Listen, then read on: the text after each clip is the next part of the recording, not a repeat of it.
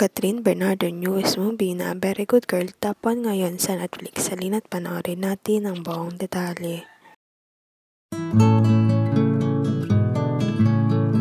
Catherine Bernardo newest movie na A Very Good Girl top 1 in the Philippines ngayon sa Netflix. December 27 lang ito nirelease sa Netflix at kinabukasan nga ay nagtrending agad ito at ngayon nga ay top 1 na.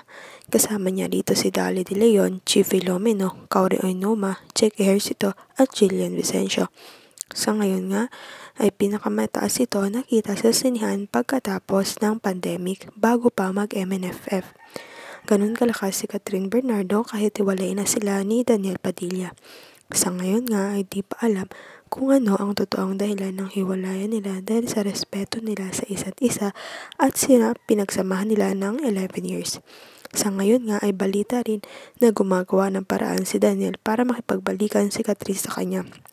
Hindi pa rin nagsasalita si Daniel at Andrea kung totoo bang ang issue na kumakalat ngayon sa social media na nagkaroon sila ng relasyon at huwag kalimutang mag-like at subscribe sa aking YouTube channel, Celiang Beats, para updated kayo sa latest kaganapan. Maraming salamat po sa panonood.